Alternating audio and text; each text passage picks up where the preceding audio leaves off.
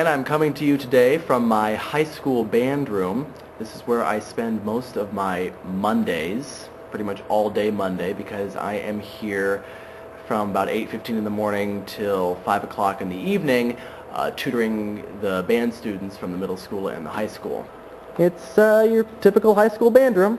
The subject of today's video is music, and it's interesting that it worked out this way, that music was the one that was for Friday, because music is kind of, if there was one thing that really defined the life's path, it would be music.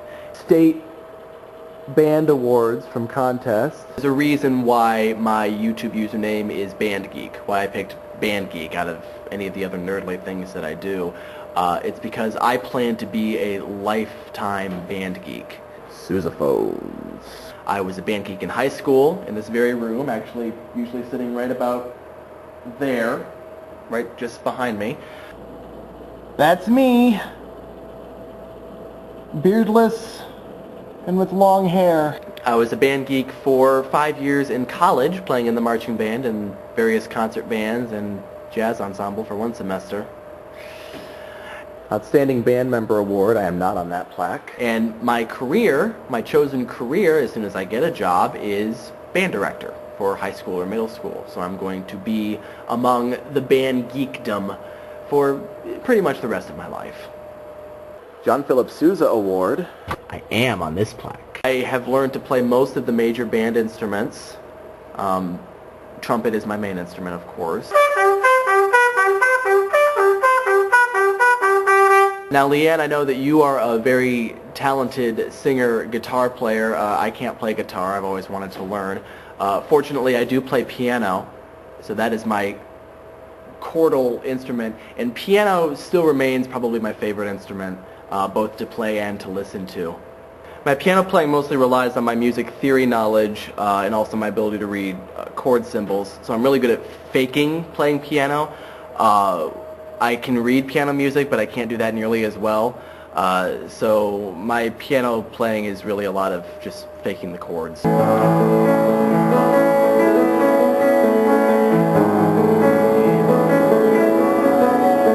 I used to compose a lot more than I do now, but most of my pieces were instrumental, and a lot of them were full concert band tunes, that sort of thing.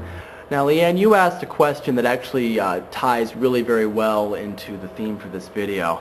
You asked if there was one thing that we could name that if it happened to us, it would really just spoil the day. I have a great deal of creative energy.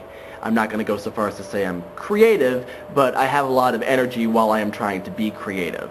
You sort of get onto this high, and you've probably felt this high that you get, the feeling that you are creating something productive and doing something constructive and doing something that people are going to sit and enjoy.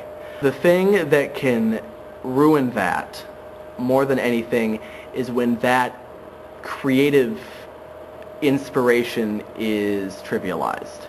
The insults don't bother me. I've had to worry about that sort of thing for as long as I've been in band. I just kind of shrug it off, like I don't know them, they don't know me, they're idiots, it doesn't bother me.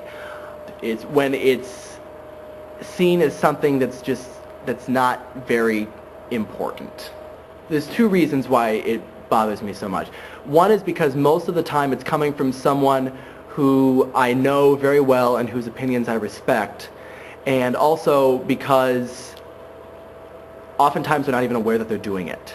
Unfortunately, we live in a world where increasingly creativity is seen as something trivial. Not even just trivial, but as something that we will eventually grow out of.